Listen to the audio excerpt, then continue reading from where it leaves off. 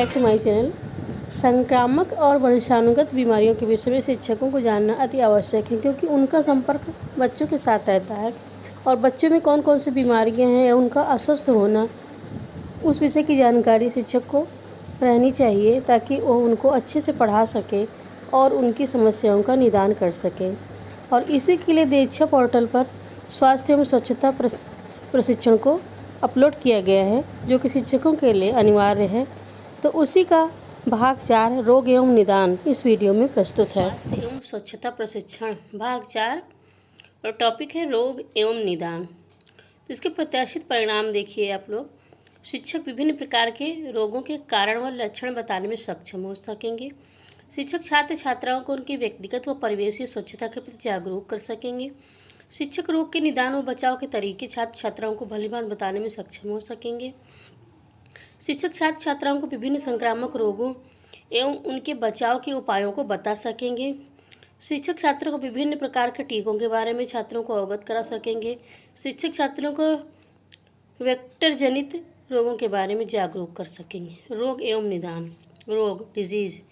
रोग एक विशेष असामान्य स्थिति है जो किसी जीव के या सभी या किसी हिस्से की संरचना या कार्य को नकारात्मक रूप से प्रभावित करती है और यह किसी बाहरी चोट का परिणाम नहीं होती है। सामान्य भाषा में किसी आनुवांशिक अवस्था, कुपोषण, रोगाणु या विषाणुओं द्वारा संक्रमण या किसी अन्य कारणवश शारीरिक या मानसिक दशा में उत्पन्न विकार को रोग कह सकते हैं। सभी रोगों के कुछ विशिष्ट लक्षण होते हैं जिनसे इनकी पहचान की जा सकती है। रोगों के प्रकार, टाइप्स ऑफ डिजीज। अब इसमें देखिए, सामान्यतः मनुष्यों में होने वाले रोगों की 2 श्रेणियां हैं और इनको 2 श्रेणियों में विभाजित किया गया है। देखिए, जन्मजात या आनुवांशिक रोग, दूसरा है उपार्जित रोग। जन्मजात या आनुवांशिक रोग में है हीमोफीलिया, वर्णांधता, और फिर इसके बाद उपार्जित रोग के भी 2 देखिए भाग किए गए हैं। संक्रामक या संचारी रोग, मलेरिया, खसरा, डिप्थीरिया, काली खांसी, टिटनेस, क्षय रोग, तपेदिक, जापानी इंसेफ्लाइटिस, कोविड-19।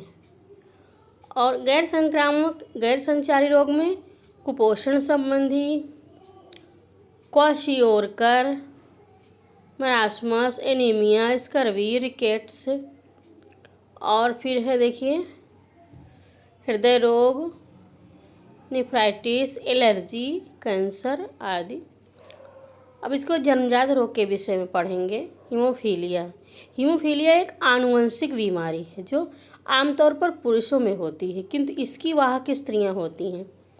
यह बीमारी थ्रोम्बोप्लास्टिन नामक पदार्थ की कमी से होती है। चोट लगने या दुर्घटना की स्थिति में बीमारी जानलेवा साबित हो जाती है, क्योंकि रक्त का बहना जल्द ही बंद नहीं होता। विशेषज्ञों के अनुसार इस रोग का कारण एक रक्त प्रोटीन की कमी होती है, जिसे क्लॉटिंग फैक्टर कहा जाता है। इस रोग का कारण एक रक्त प्रोटीन की कमी होती है, जिसे क्लॉटिंग फैक्टर कहा जाता है, जिसके कारण बहते हुए रक्त का थक्का नहीं बन पाता है और अत्यधिक रक्तस्राव के कारण रोगी की मृत्यु भी हो सकती है। फिर है वर्णांधता, कलर ब्लाइंडनेस।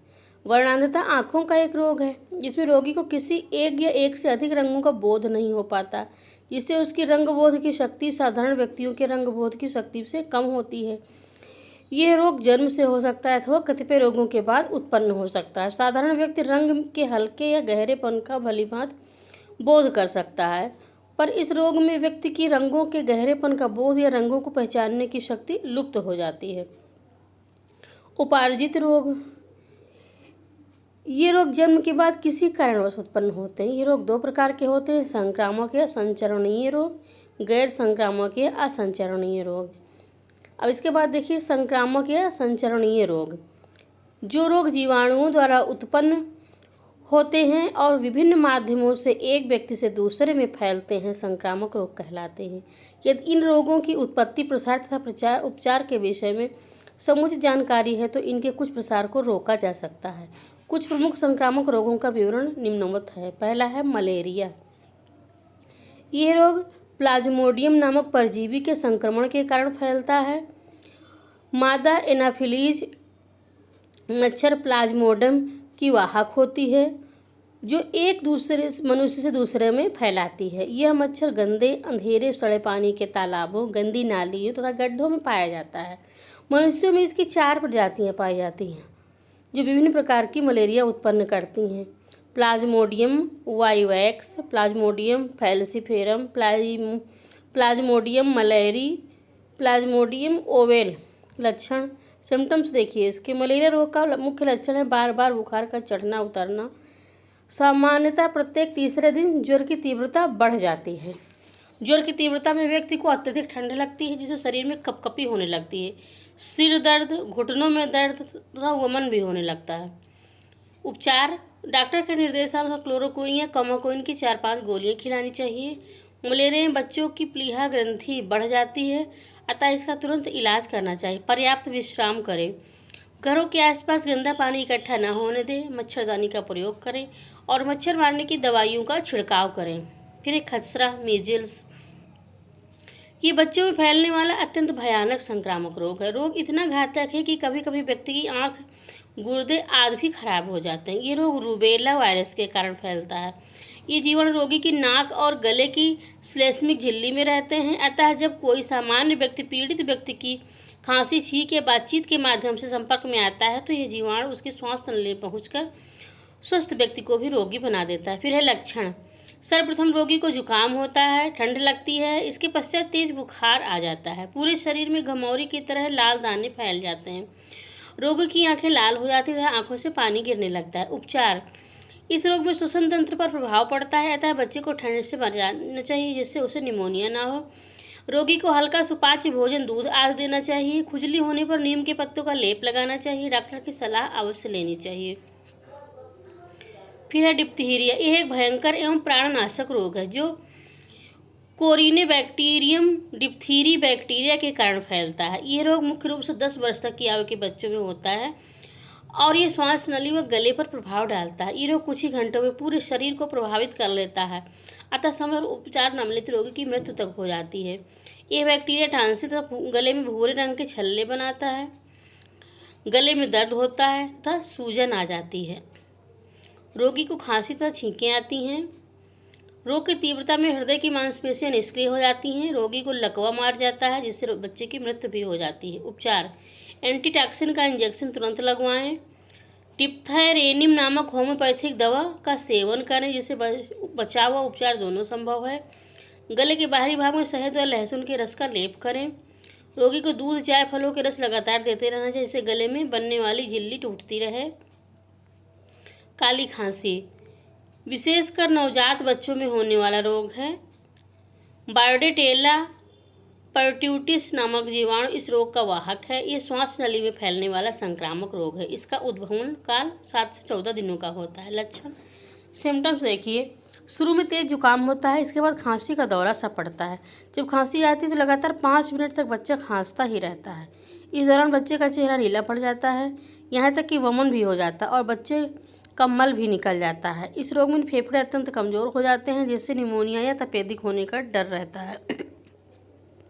उपचार 3 मास तक के सभी बच्चों को हुपिंग का वैक्सीन या ट्रिपल वैक्सीन की 3 खुराकें 1-1 मास के अंतराल पर देनी चाहिए जिससे बच्चों में रोग प्रतिरोधक क्षमता उत्पन्न हो जाए। सर्दी और जुकाम से बचाने के लिए रोगी को हल्के गर्म कपड़े पहनाने चाहिए। रोग का पता चलते ही स्थानीय स्वास्थ्य अधिकारी को सूचित करना चाहिए। फिर टिटनेस। इस रोग में रोगी की पीठ अकड़कर धनुष के आकार की हो जाती है जिसके कारण इसको धन रोग, धनु स्तंभ व धनुष्टंकार भी कहते हैं। यह रोग क्लोस्ट्रिडियम टिटेनी नामक वायरस के द्वारा फैलता है। यह जीवाणु पैरों में लगी चोट या घाव द्वारा नवजात शिशुओं की नाल काटते समय बच्चे तथा माता के शरीर में प्रवेश कर जाता है। लक्षण देखिए इसके। सिम्टम्स में मांसपेशियों की फैलने व सिकुड़ने की क्षमता शून्य हो जाती है जिससे मांसपेशियां व जबड़े अकड़ जाते हैं। यदि रोग का तुरंत उपचार न किया जाए तो रोगी के फेफड़े व हृदय काम करना बंद कर देते हैं जिससे रोगी की मृत्यु तक हो जाती है। रोगी की श्वास रुक जाती है और रक्त परिभ्रमण की क्रिया बंद होने लगती है। गर्भवती महिलाओं को प्रसव और शिशुओं को 5 माह टिटनेस टॉक्साइड के टीके लगवाने चाहिए। घाव पर यदि गंदगी लगी है तो घाव को तुरंत डेटॉल या स्प्रिटाल से साफ कर देना चाहिए। प्रशिक्षित चिकित्सक से संपर्क करें। क्षय रोग तपेदिक। क्षय रोग अत्यंत घातक संक्रामक रोग है। हमारे देश में मलिन बस्तियों में अधिक शारीरिक परिश्रम करने वालों को ये रोग अधिक होता है। इस रोग में मृत्यु दर अधिक होने के कारण इसे मृत्यु का कप्तान भी कहा जाता है। क्षय रोग कई प्रकार का होता है, जैसे फेफड़ों का क्षय रोग, आंतों का क्षय रोग, अस्थियों का क्षय रोग तथा ग्रंथियों का क्षय रोग। हमारे देश में प्रायः फेफड़ों का भी क्षय रोग पाया जाता है, जिसे पल्मोनरी टीबी कहा जाता है। यह रोग जो होता है, देखिए, माइक्रोबैक्टीरियम ट्यूबरकुलोसिस नामक जीवाणु के कारण फैलता है। सिम्टम्स इसके देखिए कौन कौन से लक्षण हैं। भूख कम लगती है, जिसके कारण शारीरिक भार कम होने लगता है। गले व छाती में दर्द रहने लगता है। आरंभिक खांसी और ज्वर का अनुभव होता है। रोग के दीर्घकालीन होने पर कफ के साथ रक्त भी आने लगता है। शुद्ध वायु, सूर्य की रोशनी, उत्तम आहार और पूर्ण विश्राम आदि रोगी के लिए अत्यंत आवश्यक हैं। अब इसके बाद देखिए, बच्चे को BCG के टीके समय से लगवाएं, योग चिकित्सक से इलाज कराएं। फिर जापानी इंसेफ्लाइटिस वायरस डेंगू, पीत ज्वर और वेस्ट नील वायरस की तरह एक फ्ला वायरस है जो संक्रमित मच्छर के काटने से फैलता है। ये रोग मस्तिष्क और रीढ़ की हड्डी को प्रभावित करता है। WHO के अनुसार इस बीमारी का पहला मामला 1871 में जापान में सामने आया था। भारत में देश के विभिन्न हिस्सों में इसका प्रकोप है, किंतु असम, कर्नाटक, उत्तर प्रदेश, बिहार और झारखंड में इसका प्रकोप अधिक है। उत्तर प्रदेश में गोरखपुर में अगस्त 2017 में एक सप्ताह में 70 बच्चों की मृत्यु हो गई थी। 2019 में बिहार में इस रोग से 150 बच्चों की मृत्यु का रिकॉर्ड है। जेई का ट्रांसमिशन बारिश के मौसम में तेज हो जाता है। मुख्यतः मच्छर कृषि और ग्रामीण क्षेत्र में रहते हैं और रात के समय में काटते हैं। उनके लार्वा पानी में भरी जगहों पर पनपता है, जैसे बाढ़ के पानी और धान के खेत।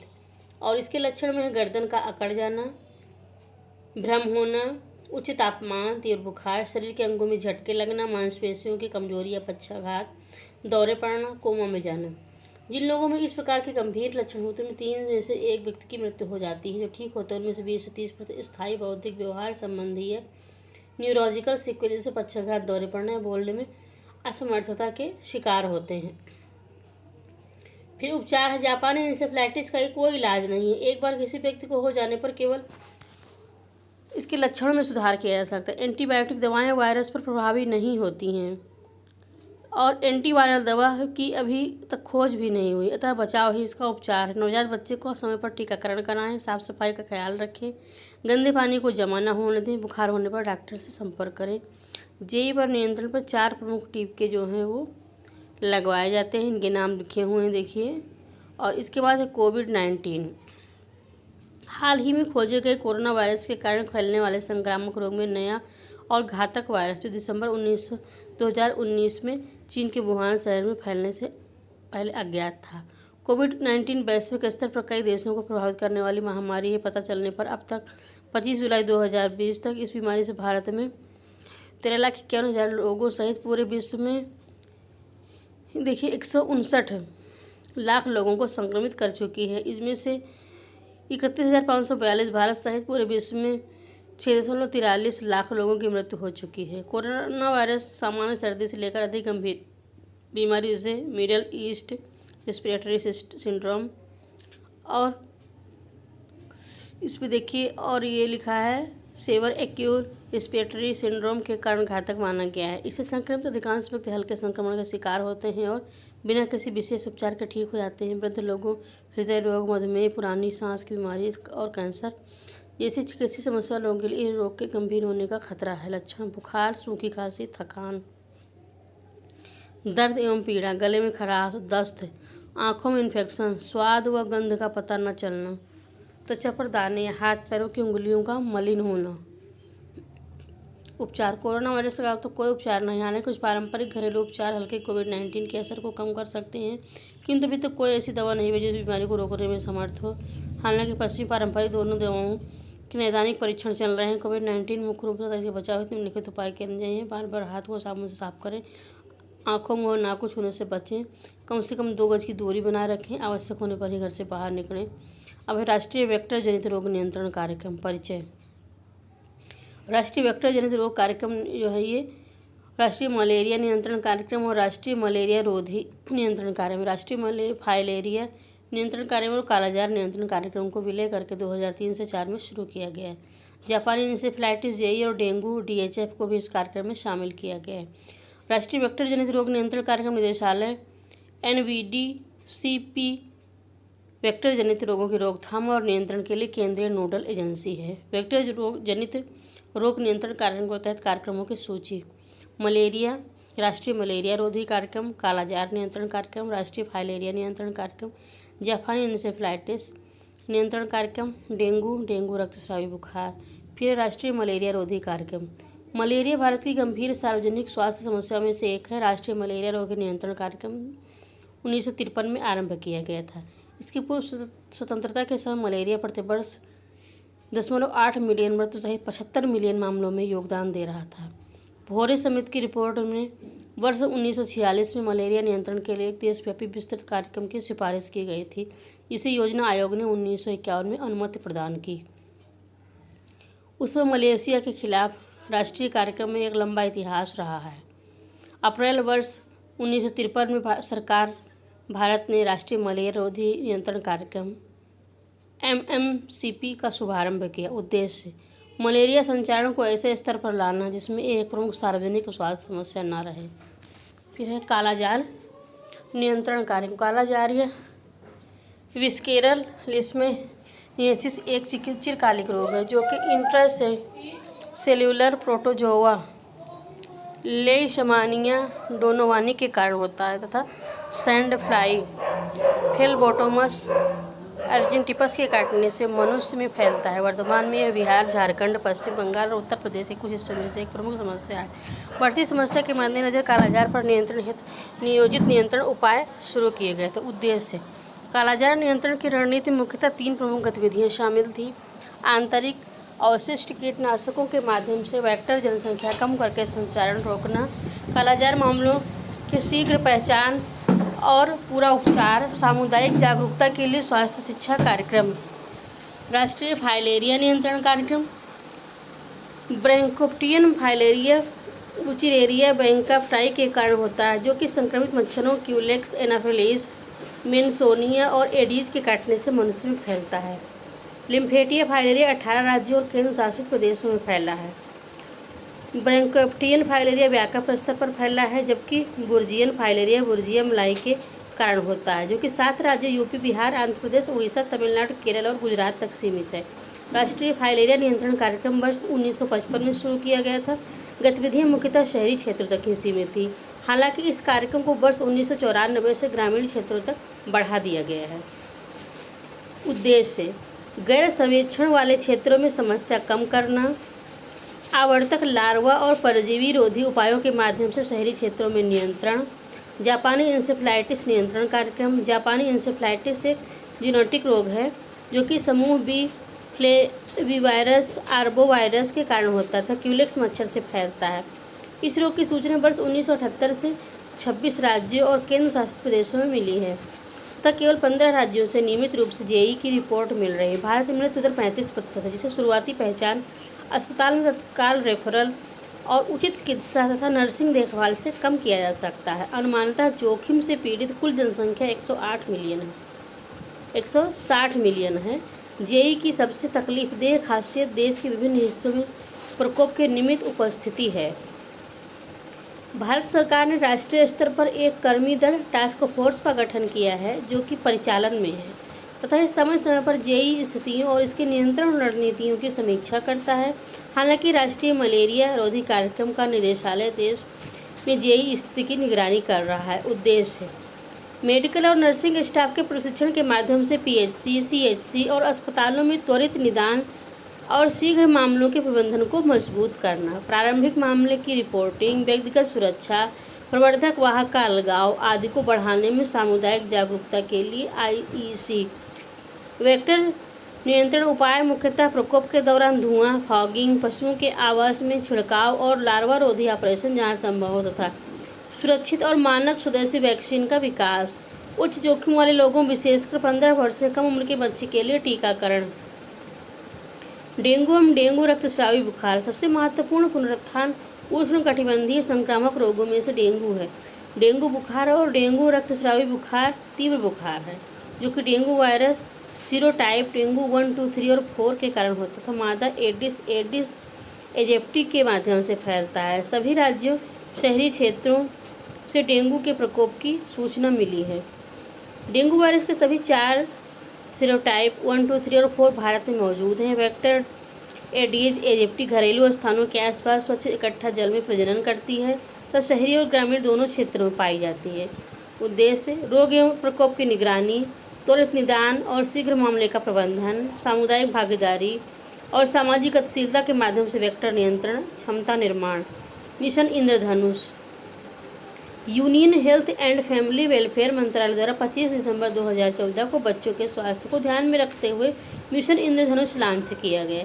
इसका उद्देश्य 2020 तक देश सही बच्चों का टीकाकरण से लाभान्वित करना था। इंद्रधनुष के 7 रंगों की तरह 7 बीमारियों पर विजय पाने के लिए 7 टीके लगाए जाने का प्रोग्राम है। 7 बीमारियां हैं कफ, हेपेटाइटिस, डिप्थीरिया, टिटनेस, पोलियो, तपेदिक और खसरा। इन 7 बीमारियों को ठीक करने के लिए 7 इंजेक्शन लगाए जाते हैं। ये प्रोग्राम मुख्यतः गरीबों के लिए लाभदायक है। टीकाकरण किसी बीमारी के विरुद्ध रोग प्रतिरोधक क्षमता विकसित करने के लिए जो दवाई पिलाई जाती है या अन्य किसी रूप में दी जाती है उसे टीका कहते हैं तथा यह क्रिया टीकाकरण कहलाती है। संक्रामक रोगों की रोकथाम के लिए टीकाकरण सर्वाधिक प्रभावी और सबसे सस्ती विधि मानी जाती है। टीके एंटीजन पदार्थ होते हैं। टीके के रूप में दी जाने वाली दवा या तो रोग कारक जीवाणु या विषाणु की जीवित किंतु क्षीण मात्रा होती है या फिर इसको मारकर या अप्रभावी करके या फिर कोई शुद्ध किया गया पदार्थ जैसे प्रोटीन आदि हो सकता है। सबसे पहले चेचक का टीका भारत व चीन में 200 ईसा वर्ष पूर्व में आजमाया गया था। बच्चों को BCG का टीका पहली बार 9 माह के अंदर व दूसरी बार 5 वर्ष बाद लगवाना चाहिए। समय टीकाकरण के माध्यम से समझा जा सकता है। देखिए चार्ट है, जन्म के किस आयु में और कौन से टीके लगवाने। जन्म के समय BCG, पोलियो, हेपेटाइटिस। 6 सप्ताह में DPT 1, पोलियो 1 और हेपेटाइटिस B1। 10 सप्ताह पर DPT 2, पोलियो 2 और हेपेटाइटिस B2। 14 सप्ताह पर DPT 3, पोलियो 3 और हेपेटाइटिस B3। 9 महीने पर खसरा विटामिन A। 16 से 24 महीने पर DPT और पोलियो की बूस्टर खुराक MMR विटामिन A। 5 से 6 साल पर DPT की दूसरी बूस्टर खुराक। 10 साल पर TT और 16 साल पर TT। तो ये जो है ये इसकी तालिका है, ये साल में कौन से टीके लगवाने हैं।